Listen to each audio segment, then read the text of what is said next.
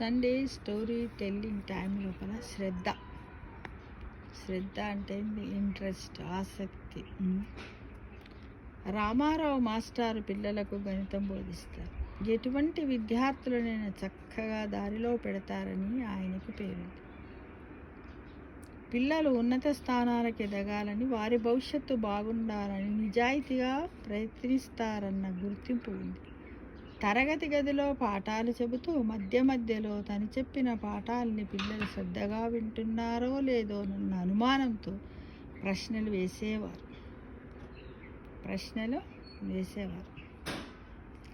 పిల్లలు సరియైన సమాధానాలు ఇస్తే శ్రద్ధగా వింటున్నారని భావించి తృప్తిగా తన క్లాసు ముగించేవారు. ఎవరు?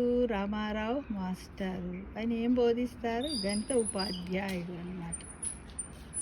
చాలా సంతోషపడేవాడు. లేదంటే వాళ్ళకి అర్థమయ్యే వరకు, సరి అయిన సమాధానాలు వచ్చే వరకు మళ్ళీ చెబుతూ ఉండేవాడు, ప్రయత్నిస్తూ ఉండేవాడు.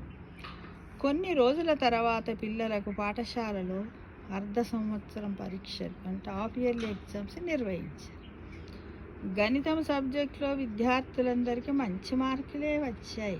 అయితే ఒకే ఒక సుమంత్ అనే అబ్బాయికి మాత్రం 5 మార్కులే వచ్చాయి. దాంతో రామారావు మాస్టారు ఆలోచనలో పడ్డారు.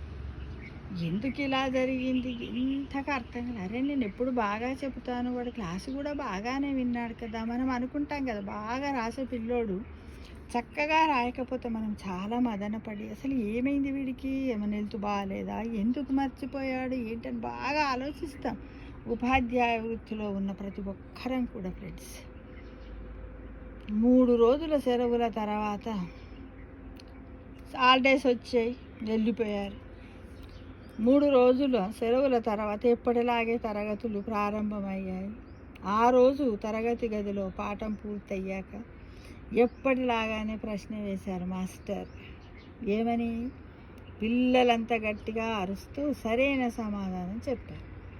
తక్కువ మార్కులు వచ్చిన సుమంత్ వైపు చూస్తూ మరో ప్రశ్న వేశారు మాస్టర్. అప్పుడు కూడా అందరు సరిగానే జవాబు చెప్పారు. కానీ సుమంత్ మనసెక్కడో పెట్టుకొని కేవలము పెదవులు మాత్రము కదపటం కనిపించింది.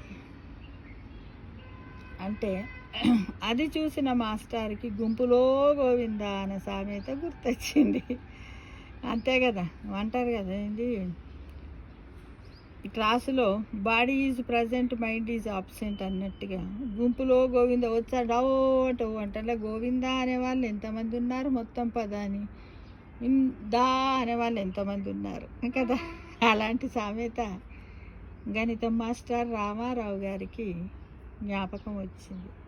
తిరుమల క్షేత్రంలో భక్తులందరూ గోవిందా అంటూ ఉంటే ఏ వస్తువైనా పోగొట్టుకున్నవాడు పోయిందా అన్న గోవిందా అన్నట్టే వినిపిస్తుందని అంటారు.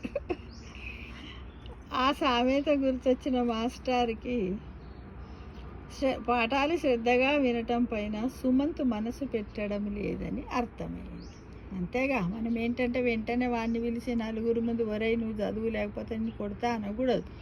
మనం ఏం చేయాలి? మొట్టమొదలు ఆ అబ్బాయి ఏం చేసిండు, వాడు ఏంటిది, నిజంగా పలుకుతున్నాడా లేదా అని మనము అంటే ఇప్పుడు ఒకరు పక్కోడికి వస్తుంది, వానికి రాకున్నా కూడా వీడన్న జవాబును వాడు గట్టిగా అరుస్తాడు. కానీ ఆ పని కూడా చేయలేదు ఇక్కడ. సుమంత్ ఏం చేశాడు? ఓన్లీ పెదవులు కదిలించాడు అంతే. ఆ సామెత గుర్తొచ్చిన మాస్టర్కి పాఠాలు శ్రద్ధగా వినటం లేదు,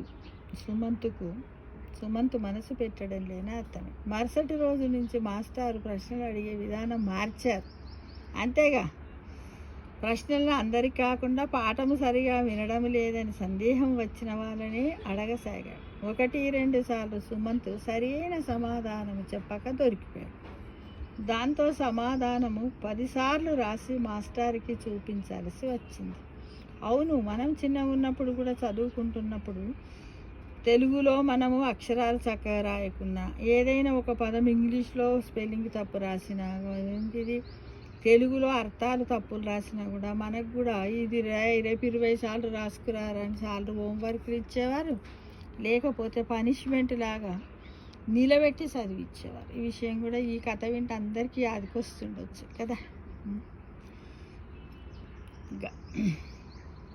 గతంలో అలా నిర్లక్ష్యంగా వింటే తప్పు చేసిన ప్రశ్నకు సమాధానం 10 సార్లు రాయాల్సి వస్తుందన్న భయంతో శ్రద్ధగా వినసాగాడు సుమంత్.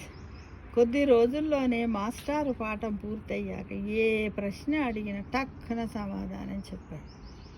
ఆ తర్వాత నిర్వహించిన పరీక్షల్లో గతంలో విద్యార్థులందరితో పాటు సుమంత్ కూడా మంచి మార్కులతో ఉత్తీర్ణుడయ్యాడు. అంటే ఈ శ్రద్ధ అని ఈ సండే స్టోరీ టెల్లింగ్ టైం లోపల శ్రద్ధ అనే కథను మనం చెప్పుకున్నాం.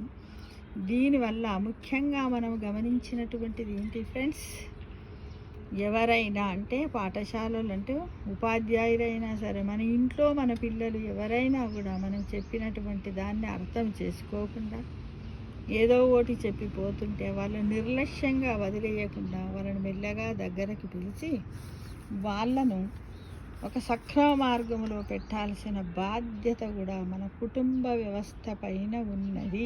అలాంటిది మనం చేసినట్టయితే, మనము విద్యా అనే ధనాన్ని వాడికి ఇచ్చినట్టయితే భవిష్యత్తులో వానికి అంతకన్నా పెద్ద ధనం మరొకటి ఉండదు. ఈ కథలో ప్రతి ఒక్కరం కూడా బాధ్యులు.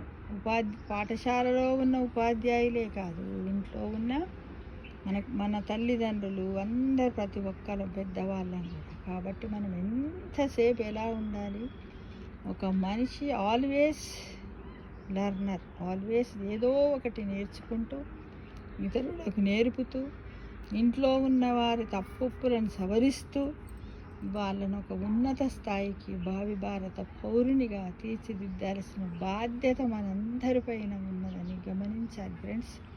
కథ చూస్తే చిన్నగానే ఉన్నది, కానీ దీని అర్థము చూస్తే అనంతంగా ఉన్నదనే విషయాన్ని మీరు మర్చిపోవద్దు మిత్రమా.